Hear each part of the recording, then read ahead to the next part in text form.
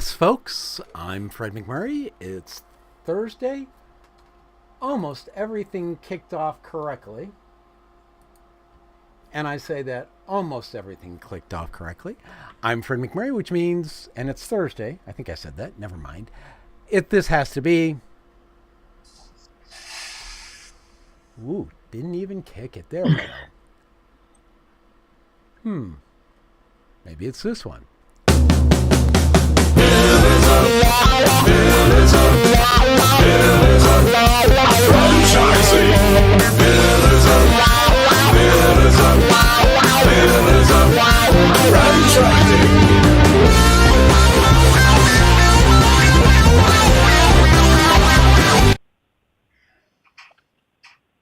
Wow.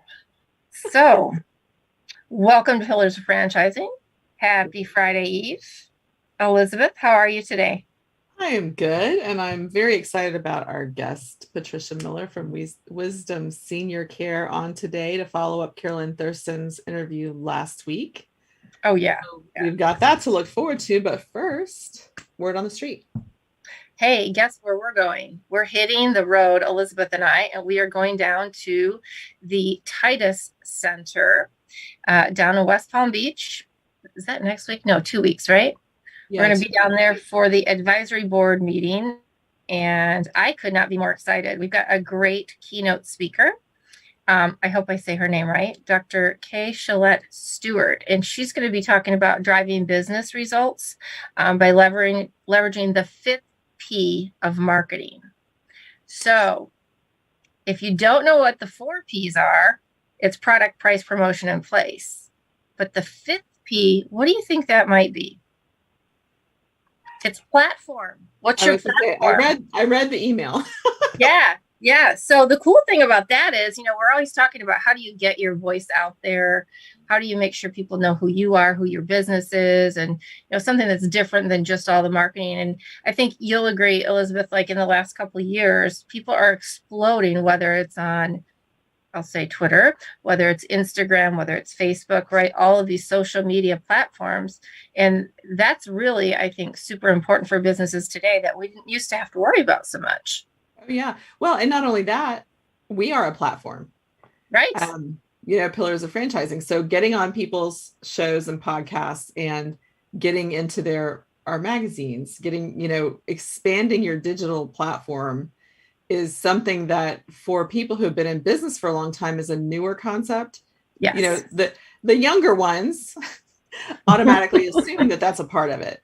But depending on where you are in your generational awareness and the knowledge of technology, it can be a challenging thing to embrace, and it can be something that feels risky, or security and who's doing what with my information and all that. But the fact is, in my company, we say if you're not doing it, everybody else is. So you better be on those platforms, or you're going to get missed. Yeah, and obviously that's not the only thing that we're going down to the Titus Center for. Obviously, we've talked before about what a great institution that is down there. What a great program that Dr. John Hayes runs. He's been in franchising since the 80s. He's like the grandfather of franchising. And so we're really excited to spend some time with him, along with other franchising professionals that are helping to not only promote franchising, but they've got a great franchising program down there for people who either want to sell, buy, maybe they want to work for franchisors, all kinds of great classes and curriculum for people who are interested in franchising. They do. And, they usually, at the last board meeting, I went down there, and Jerry Akers on our team was down there as well. You weren't able to go, but they had students who came up and talked about what it is that they were doing, what their internships look like. They're also always looking for internships. So whether it be with a franchisor, working in the corporate office, or as a franchisee, learning the ropes in that area. Some of them even become franchisees very young, and they have ways of helping them do that. So it's a neat way to meet the students. We actually have a panel on December, I think it's the first Thursday of December. John's coming on with a couple of his students so that we can get to meet them and understand what it is that their program is doing. But there are 4 universities that have business degrees with emphasis in franchising. Babson in Wellesley, Massachusetts, Northwood University in Midland, Michigan, the I know University that of one. Louisville, and Kentucky, and then Palm Beach Atlantic and Palm Beach. So it's becoming Oh. more of a thing. Yeah, Which shout I out think to is great. Midland at Northwoods. Huh, I had Yeah. no idea. Yep. Yeah, it's a good thing to know. I don't think a lot of kids coming out of high school have any idea about this. So I'm really excited about the panel that he's going to bring on the show in a couple of weeks. Cool. And then we'll get to meet them when we're down there. Well, I think as we talk about people who start, whether it's internships or you start in, an entry-level position, it's amazing to see and hear some of the stories. We've talked with Jerry, right? His daughter started in the business doing oddball things, and now she's kind of their I don't want to put a title to her, but I will. It's probably not right, but I consider her to be like a VP of HR and operations because that seems to be her niche. Mm-hmm. And today's guest is going to talk to us about what that journey is like if you're not a family member, if you're not a legacy person in a business. And so we hope that you'll continue to listen today. And obviously, we love call-ins, and our number is 323-580-5755. We've got a great show coming up for you today. And with that, let's switch on over to Ray. Hello. Hello, Ray. Guess what? I'm back. You're back. I'm back. And you brought a lovely lady with you. Yes, I do. We have a fantastic guest today, and this is Patricia Miller. And Patricia is the epitome of success, of a success story in franchising. Her tough circumstances, drive to survive, and grit and determination, coupled with an opportunity provided by Carolyn Thurston and Wisdom Senior Care and Wisdom Senior Academy, propelled her from an entry-level nurse's aide to a franchise owner leading her own team. Welcome to the show. And you're on mute. No, she got it. She was right there. I saw her lean forward. Oh, okay.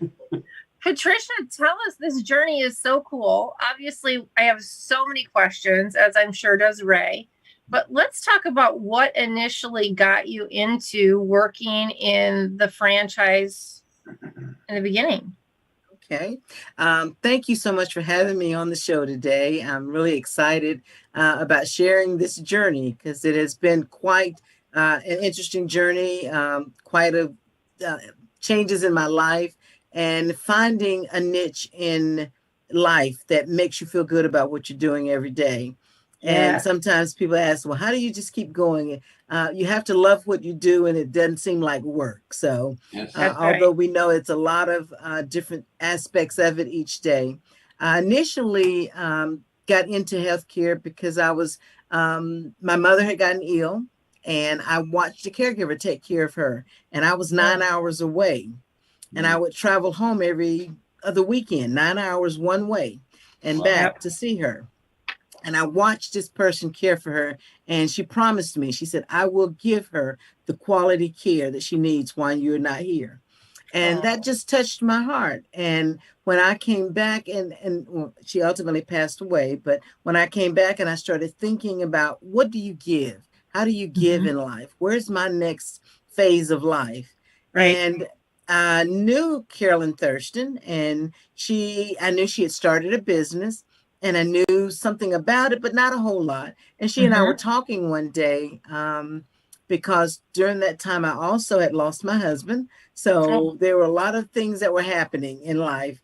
And she said, well, Patricia, why don't you come and work with me? I said, well, Carolyn, I don't work with seniors. I tend to work with children more. And she says, well, it's the other end of the spectrum. Right, right. Said, they say it's like a full circle, right? Exactly. You end up where you started. Exactly. Yeah. It's almost the same thing, I would imagine. You find some of it, yes. And you find yourself just having to, of course, show that dignity and respect to them because they're older, they're seniors. And she said, just come see what you think about it.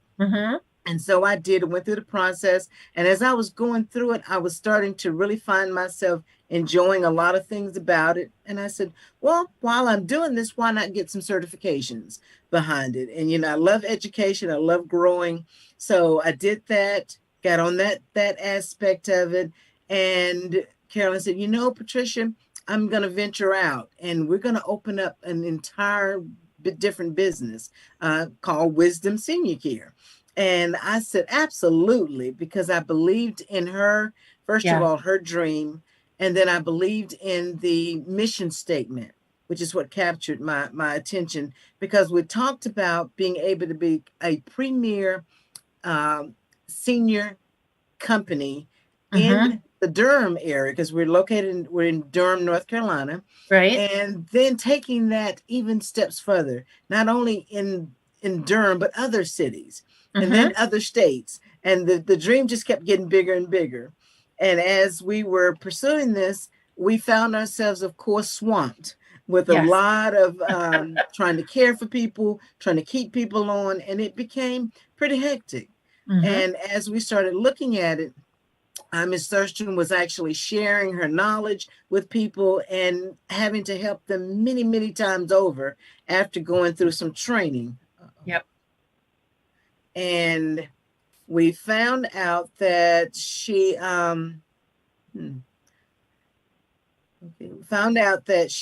honestly needed to venture out with more people. And she said, okay, I'm not sure which way we're going to go, but we're going to do something different. And it became franchising.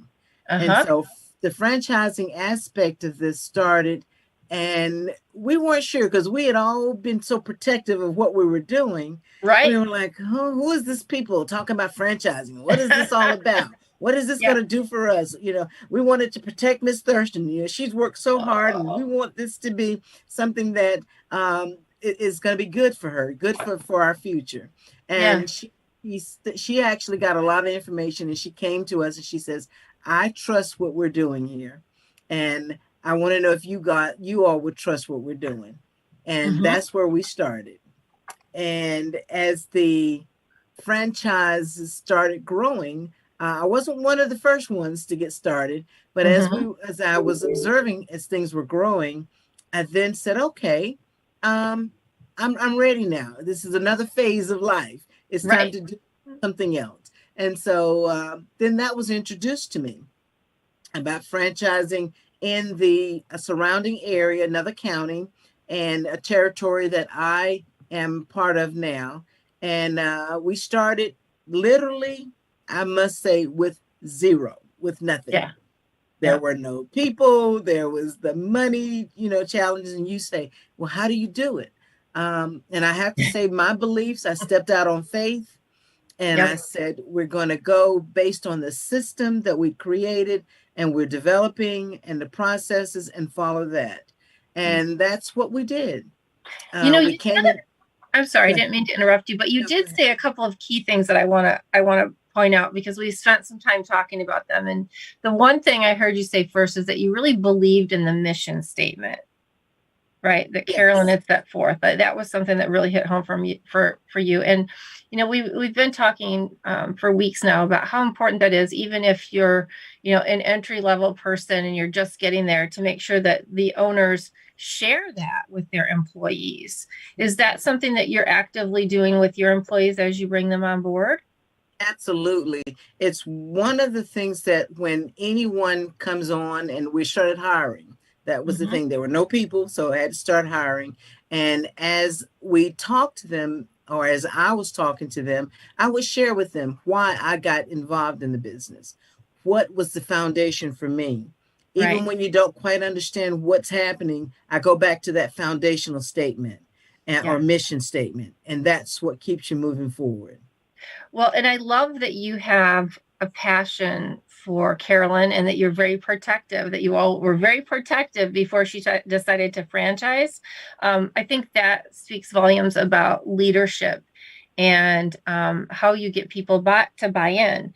So if somebody wanted to come and, they had the money and they wanted to buy a franchise, what would you tell them about owning a Wisdom Senior Care? I would say it is a phenomenal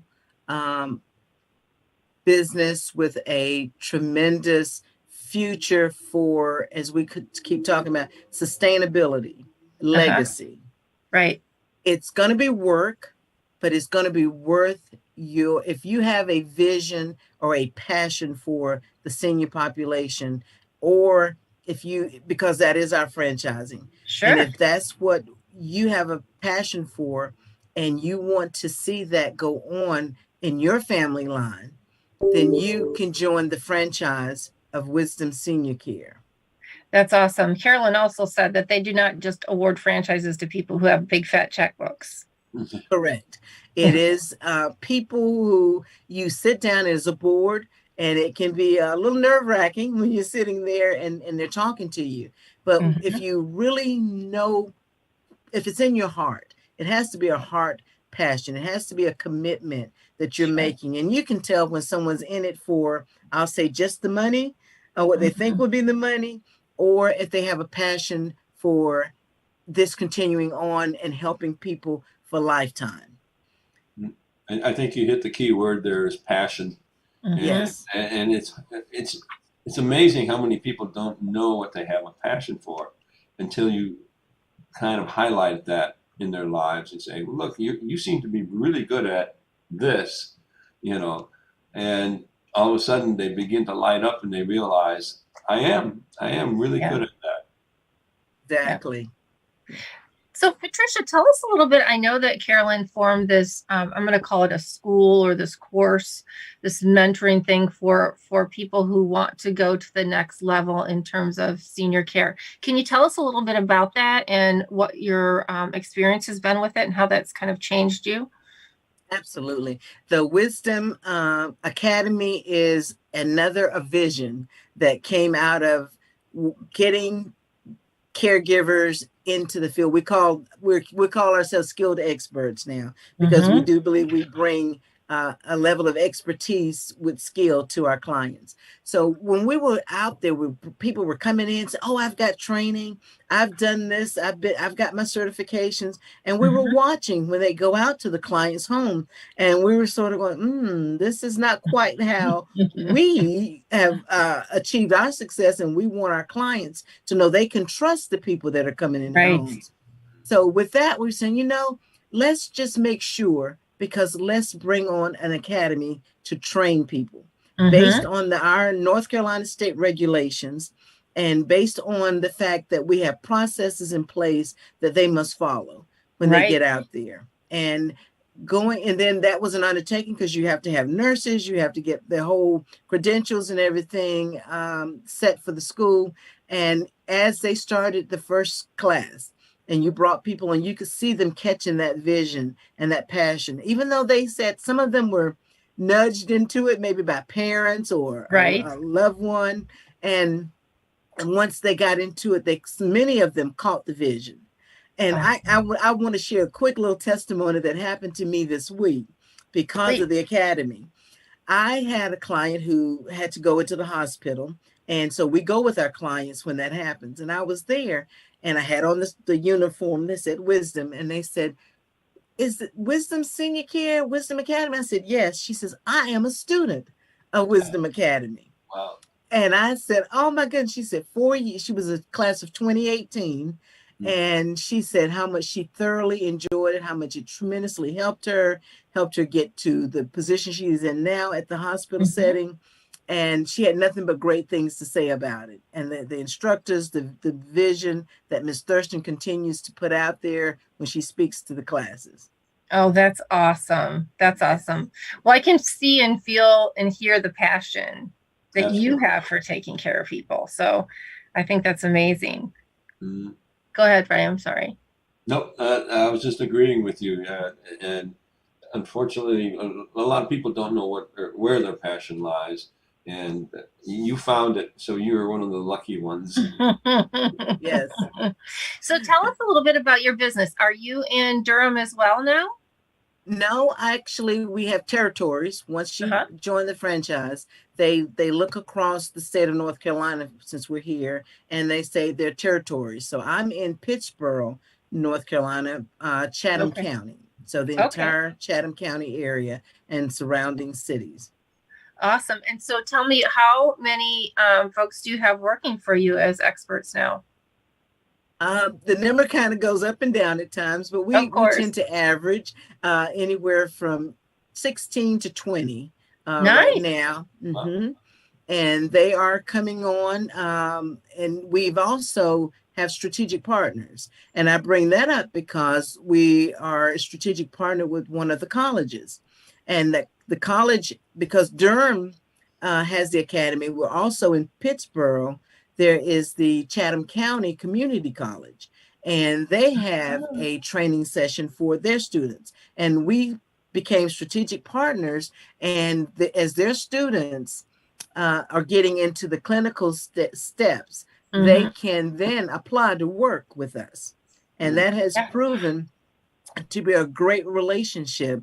And I had the opportunity with several of the students that had completed the courses to go and speak at one of their banquets to celebrate them.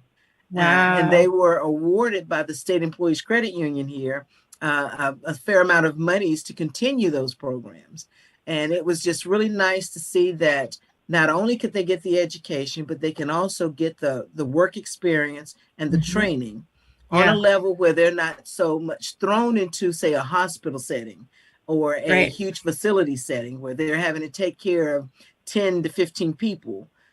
When we can give them sort of a 101 experience, help give them some foundation, help them understand what it really means to care for a senior and how to grow themselves and their confidence.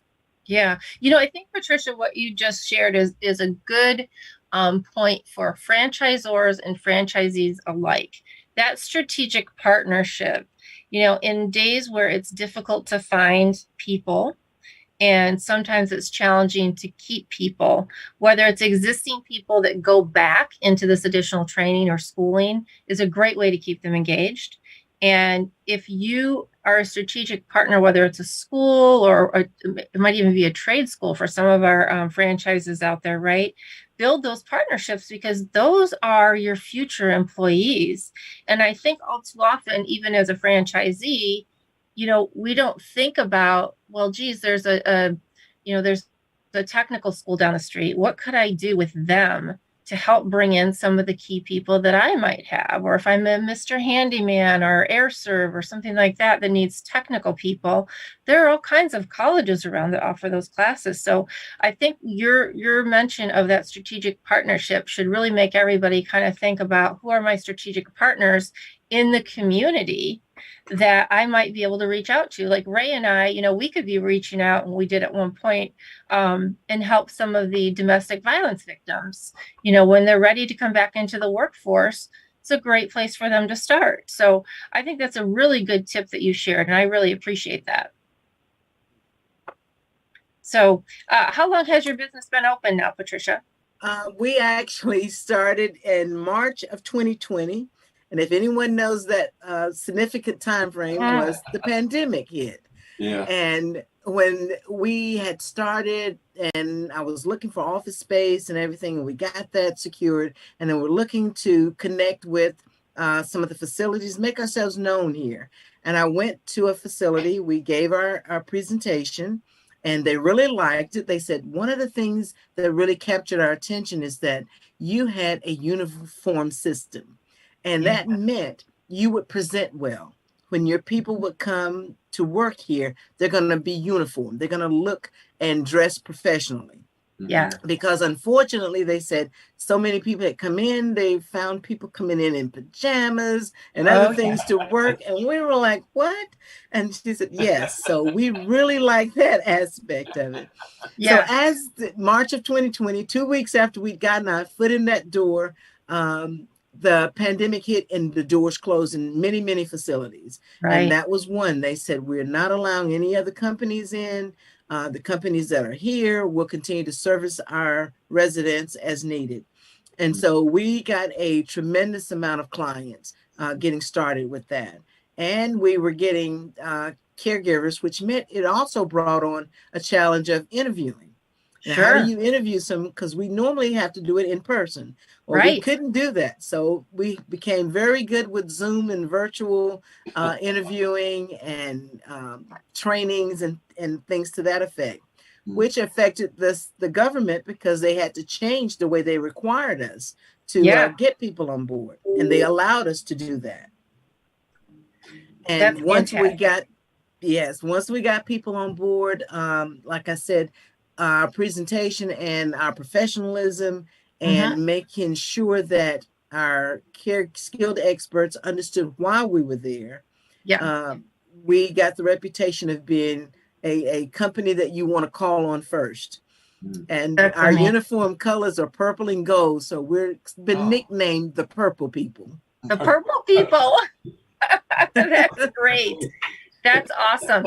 So I don't know if I really need to ask you all over again, but I mean, well, we already talked about, what it costs to invest and all that good stuff. Were there any things about owning your own business that surprised you? It wasn't so much the business aspect of it. I think it was the mindset of people when we go into it. The business, and I must say this, because we have a tremendous business consulting team with us, marketing team that provided the literature, the collateral, all that we had to put out that gave the professional look. Those things were all ready, and they were very knowledgeable about what they were doing. We had to learn, of course, with the pandemic, how to handle things with business and how things were changing. And that education was going out very quickly. As soon as Ms. Thurston would find out things, she would let the franchises know. This is what you need to be aware of. These are the licenses. These are the things you need to stay on top of to make sure that things don't fall through the crack, because you can get bombarded with all these things and then to find the red tape, the paperwork and all of that. But because we had a great training system going, we had weekly meetings that they could answer any questions anytime, day or night for you. That's amazing. That's great. And that shows a really strong leader in that organization. So not only did her passion carry her to fulfill her dream of opening the business and then franchising it, but it's obviously gone to all of you as well. We do have a question from the East Coast. We've got some people out there hitting us up on some questions for you. And someone here would like to know, what was the most fulfilling thing that Patricia has found about owning a business? I think the most fulfilling is knowing that you are with an organization, Wisdom Senior Care, that sees your future. They don't see where you start. They don't see where you are right now. They see the future once you are approved by the board. They see the future for you. Now it's a matter of you to continue that belief in yourself and gain the belief in the system. Sure. If you can believe in this, and it's going to be challenging. I would tell anyone, although this might all sound good, it's work. It's a lot of work. It's a lot of self-reflecting, acknowledging where you are and the changes that you have to make within yourself. Because, and I always say this, if you already knew how to do it, you'd already be there. Yeah, that's right. Yeah. And conversely, their question was, and you kind of started to touch on it, what has been the most annoying or difficult thing for you?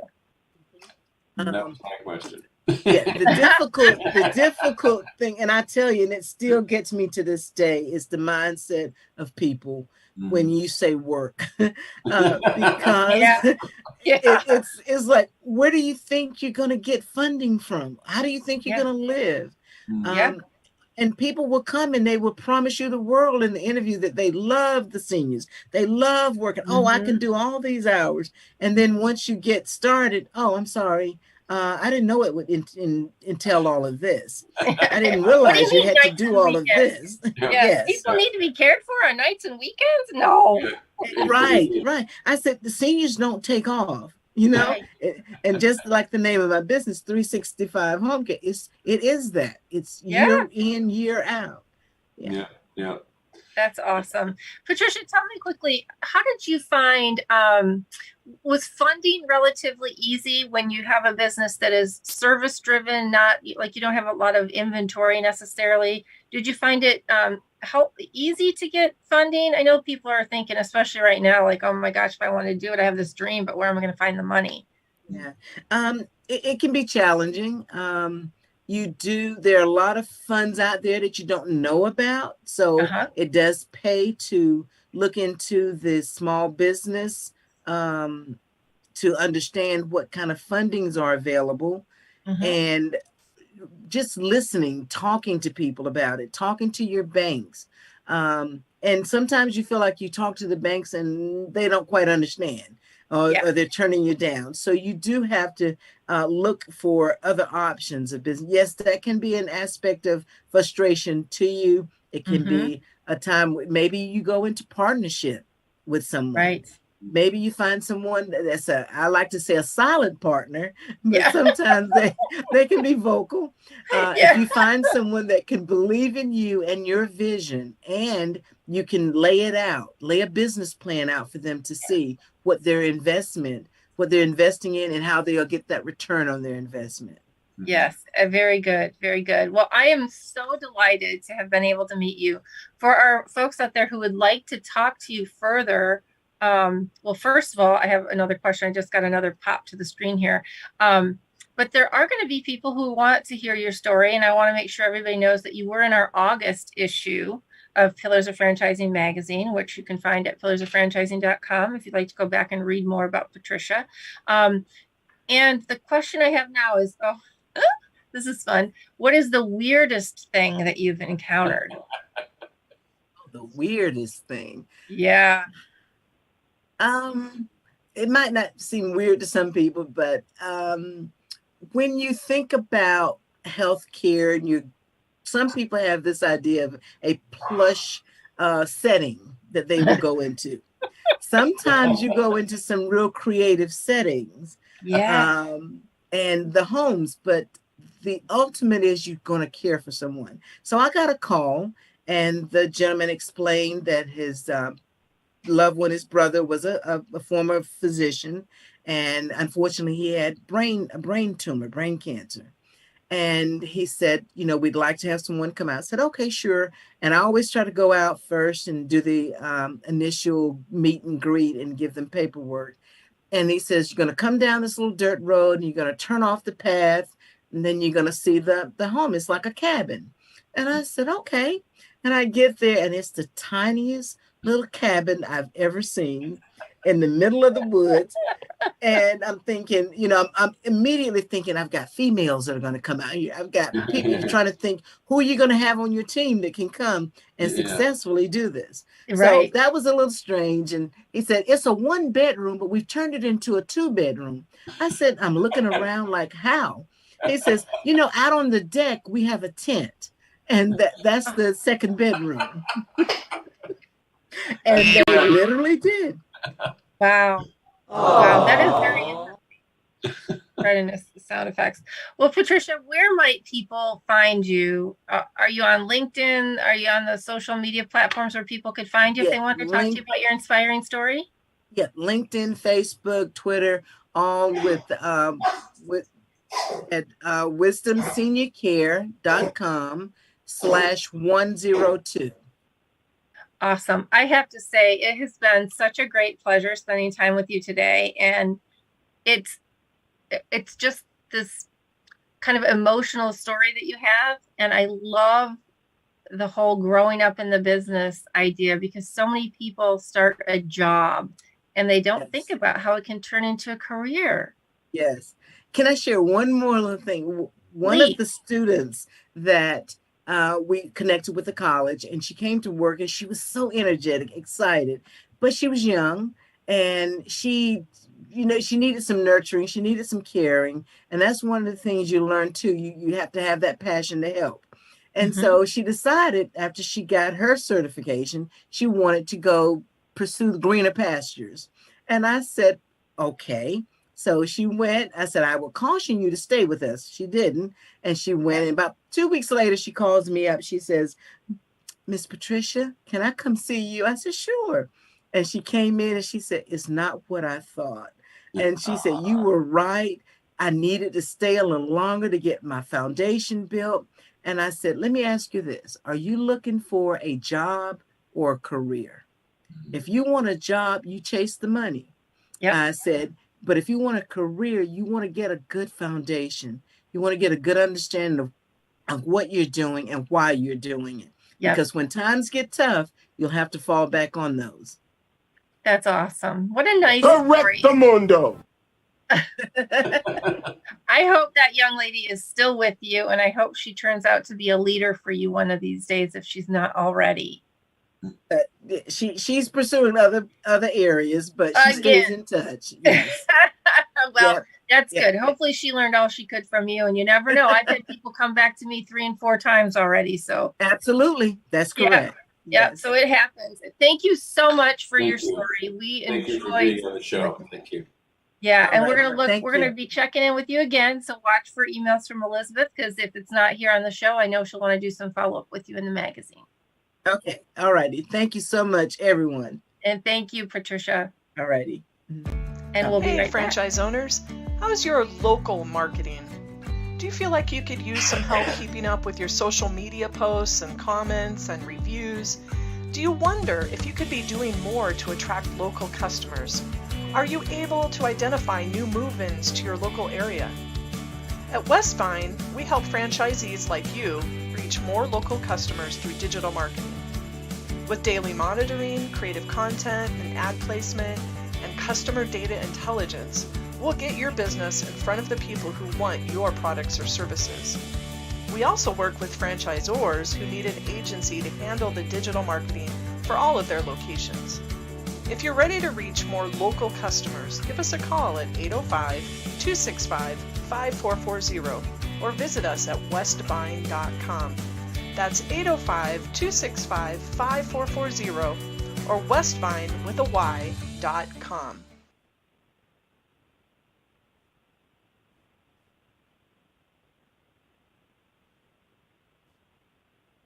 I just pulled an Elizabeth. Seriously? Welcome back. I mean, seriously? And none of you called me out. I could see Ray was on the edge of his seat, wanted to do it. Welcome back to another great episode of Pillars of Franchising. What a fantastic interview with Miss Patricia Miller of Wisdom Senior Care. And now with me joining us as our legal expert, Miss Laura Liss. Hi, Laura. Hey, Kristin, how are you? I'm doing great. How about yourself? Doing well, thank you. Good. Now we're going to get down to some brass tacks, I understand, right?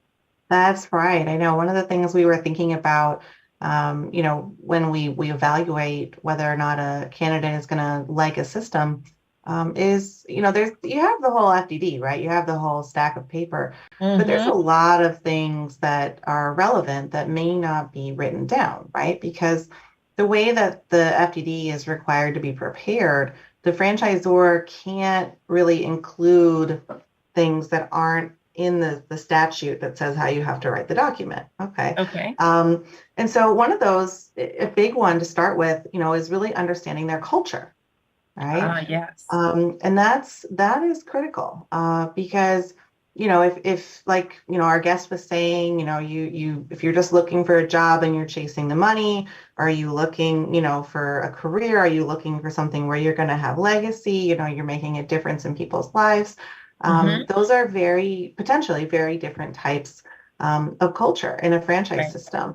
Whereas there are other ones where, it's perfectly fine that they want people who are focused on the bottom line, and it's not something where they are in their businesses. The franchisee isn't necessarily in their business day to day. They're more of a passive owner, and that's fine. And then also really getting to understand what it's like if there's a mistake, right? Is the franchise system, pretty heavy-handed? Are they going to immediately send you, a default notice if something happens? Or is it more, forgiving, right? So how would somebody, if they have the FDD, they're reviewing it, and these things aren't in the FDD, how should they go about finding out the information? Yeah. So they really need to be calling the existing franchisees, assuming, that the brand has those. And those people's phone numbers are all in the franchise disclosure document. And I know that not everybody finds it comfortable to call people they don't know and, ask them these questions, but at the same time, it's a potentially huge investment, right? It's probably worth it.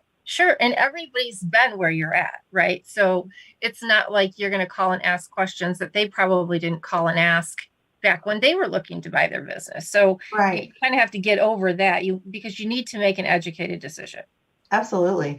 Another example of something that they might not know, but is really relevant. Recently, since the pandemic started, there's been a lot of discussion about labor issues, right? That there's not enough supply of people who want to do different types of positions. But in the senior care industry, like where our guest is a franchisee, that industry for many, many years has already had those issues, irrespective of the pandemic, Right. because frankly, there are not a lot of people who already live in the U.S. who want those jobs. They're usually, fulfilled by people who are immigrants. And so, regardless of anyone's opinion on immigration, there are just not as many people here, right? Because there's not as much immigration right now. And so that is something that when you're evaluating a business and you're thinking about, okay, how am I going to make this work? What am I going to have to pay? That's really relevant. That's actually a really good point, because there are a lot of different types of franchises that do need a more entry level position. And it's amazing how many people here don't want to do those jobs, but that's a whole nother conversation we could have.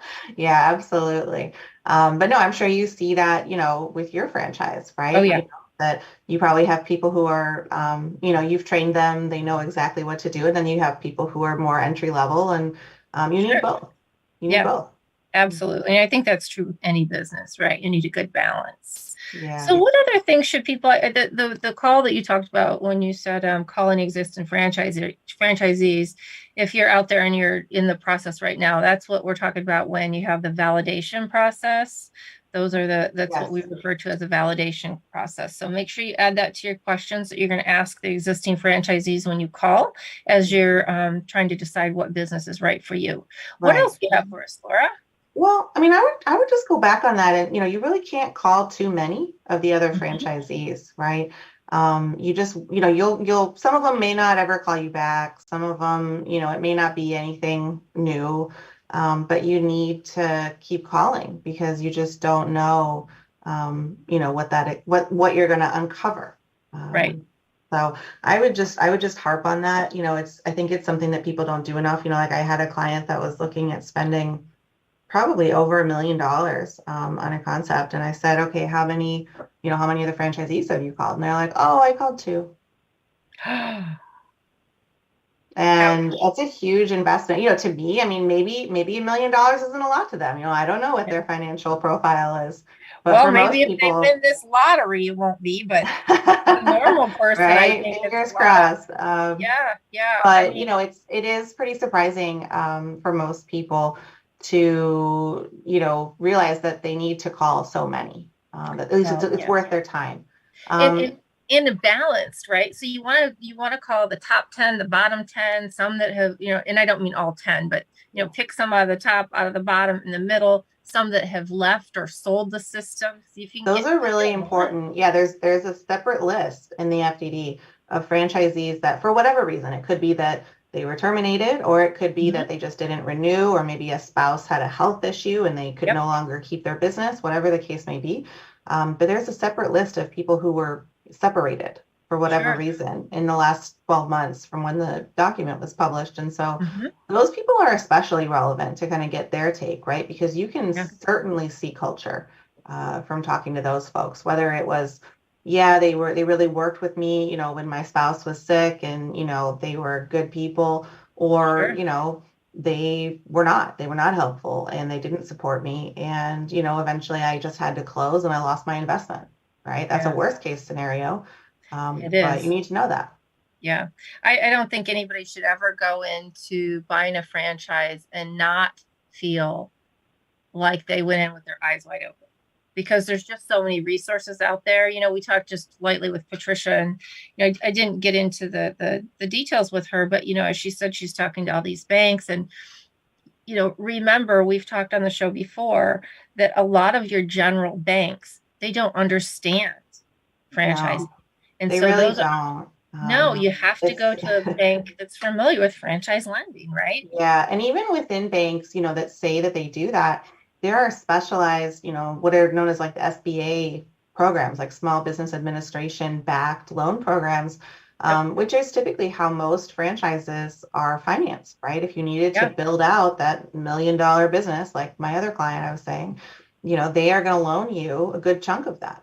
Sure. And so I think that's also something that, is not really necessarily in the document that a lot of potential candidates maybe don't have figured out. They don't have figured out their financing, Yeah. usually when I talk to them. And, they might have an idea, Mhm. but they haven't necessarily spoken to that kind of particular lender, right? Sure. Right. Make a really big point to tell them, look, there's nothing in it for me, but I would like to connect you with, these 5 different SBA lenders that I know. You Sure. can talk to them, you pick whoever you want, but please don't just walk into your branch Yes. and Yeah. expect that someone is going to know what you're talking about or how to help you, because they're not going to. Yeah. And that's why, for those of you who haven't been on our website, everybody that we have on the show, we consider them, Fred likes to call them pillarized, right? So the lending specialists that we've had on the show, we try to make sure we have top-notch people who have portfolios of different banks and different ways to get you funding, so that, if you're looking for something out there, go to the Pillars of Franchising, go through our past guests. They're actually, I believe we've got them organized now. And if not, you can scroll through and find the ones that are for bankers, right? We just did a show a couple weeks ago with Benetrends, and we've had several others on. So it's a good place to start. Again, trying to be your resource for all this information. Did you have another point on there, Laura? Because I have a question for you when you. You go ahead, ask your question. Well, this was one that I found kind of interesting, because when we signed the FDD, what I hadn't really understood is how the FDD and the operating agreement play together. The operations manual, yeah. So that is something really important to know. And the kind of the way that I would describe it is, the background is important here, right? Most franchise agreements are for a very long period of time, right? They're for 7 years, 10 years, sometimes 20 years. And it just isn't possible, right, to come up with every scenario and every little thing that the franchisor and the franchisee need to think about, right? Sure. You would hope that that things evolve in business or life, right? Over 7 years, 10 years, 20 years, certainly. And so what happens is that, the core things are put into the franchise agreement. Like, for example, the royalty rate, or the amount that you might pay for, I don't know, your marketing fee, how much you have to spend on local advertising, really core financial decisions. Right. But beyond that, everything is pretty much discretionary for the franchisor, and the way that they administer those changes and update you and say, okay, this is what you need to do now. We're not doing this anymore. You're not allowed to sell that, is by doing updates to what's known as the operations manual. And those can be, they're usually hundreds of pages. They're not typically printed. They used to be in the old days, right? Now they're usually all on some kind of like intranet site that the franchise can access. But, it's really important to make sure that, when you talk to other franchisees, okay, do they feel like the operations manual materials, is that helpful, right? If they have a new staff person coming on, can they use that to kind of train them? Or is it outdated? Is it not useful? And, also, like, are there things that are changing a lot, right? Like, sometimes they roll out a new software system, and they make it sound like the greatest thing since sliced bread. And then, 2 years later, it's really not. And, you have to buy a new POS system or something. And that's frustrating. Well, yeah. And that's, we've had a few really big players in that particular situation, right? So Subway went through a whole new signing thing. Other franchises, we know, they have gone through a new POS system. We went through a new CRM. So there are a lot of different changes, and many times, and we've gone through like 3 different, I'll call them phases of logos for our cars, right? And so, and And those are a big deal, right? It's one of our lead sources, one of the biggest ones. And what people don't think of, oh, who cares? You're changing your logos. Well, let me tell you, when you're wrapping a car and each car is $3,000, it's a big deal. Right. So, what would you say? I mean, would you give the operations manual as much weight as the FDD? That's an interesting question. I think that, taken as a whole, and assuming that the candidate has really gotten to know the business, right? Like they've either been a customer or they've talked to a lot of people who are customers, depending on the type of business. I don't know that it's more important, but because the operations manual is really there for like the nitty gritty of the business, right? And so if the franchisee at least understands what the business is now, I mean, you don't need to know every recipe or every, whatever. But if you understand what the business is, then I don't think it's not as important when you're signing, which is good because they're not going to let you see that. It's proprietary. They're not going to let you see that before you sign. Back in the day when it used to be paper, you could ask the salesperson, sit with the salesperson and like leaf through it and see, does it make sense? But now because it's electronic, they won't do that. Well, we have an operating manual, but then we have an operating agreement. Oh, interesting. Tell me what that looks like for you guys. Well, I'm going to send it to you because I'd like you to kind of take a look at it. And I would like to put that on our agenda for one of these next shows because I'm really curious to see how many franchisors run an FDD and an operating agreement. Okay. And we can talk through kind of some of the differences. And that's really the one that I want to know, like, the operations manual, it tells me how to input a customer into the system, right? What colored shirts my girls should be wearing. But I want to know this operating agreement, what kinds of changes should people expect? And should you ask at the time that you're disclosed with your FDD, is there also an operating agreement? Yeah, I mean, technically when you are given an FDD, legally, anything that you're going to be required to sign, anything you're going to be required to sign has to be included in that FDD package. Okay. And that is, it's if you're going to be required, assuming that you're signing it with the franchisor, not necessarily a third party vendor, but anything with the franchisor. So the franchise agreement is in there. If you had a lease rider, if you had to sign that operating agreement, I don't know, but if you had to sign it, usually it should be in there. Otherwise, it's very, very challenging that they could ever make you sign it.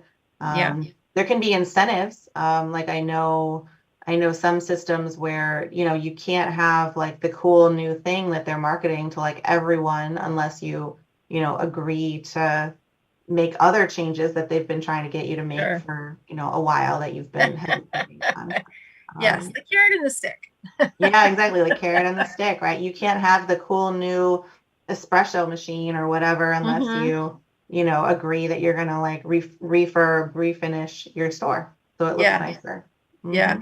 Very interesting. I'll tell you, every day I learn more and more about this industry and I'm more and more intrigued by the ins and outs, whether it be by brand, whether it be by owners, by founders. It's just crazy. There's so much to learn. So I thank you so much for your time today and your insight. And, this is something, if people are looking right now to buy, go back, listen again to the episode, listen to really both interviews, because I really think Patricia had some things, if you didn't hear it, watch it, see her expressions. I mean, she's really passionate about what she does. And that's a good sign of, a franchise that not only do they have great values, they have great leadership, and as she mentions, great ability to pivot in the midst of the pandemic, which I think is really important.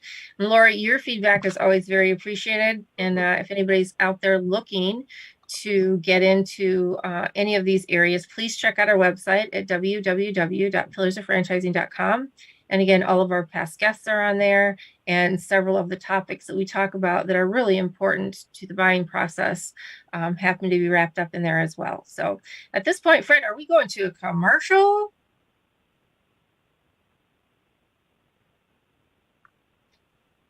As usual, thank you for joining Pillars of Franchising. We appreciate every single one of you. We want to give a shout out to our sponsors, the Titus Center for Franchising at Palm Beach Atlantic University. You can find them on the college's website. Also, Franchise Show 247, which can be found at franchiseshow247.com. We couldn't do without our sponsors, and we appreciate their support. Don't forget, we love to have calling guests. Our number to call in is 323-580-5755.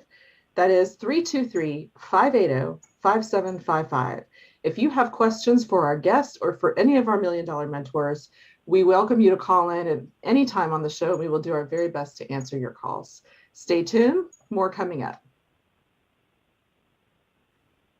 And we want to thank you all for joining us today on Pillars of Franchising with our special guest, Patricia Miller of Wisdom Senior Care. What a great pleasure it was to speak with her. Please be sure to like, share, and comment on this episode, as well as any others that you might find out there. Thank you to Ray Pillar. My tongue just isn't working today. Thank you, Ray Pillar, our Million Dollar mentor, Laura Liss, our franchise attorney, and Fred McMurray with Elizabeth Denham, our producers. I am Kristin Selmeczy, and together we are your resource for franchising success. This has been another episode again of Pillars of Franchising, and remember, the dream starts here.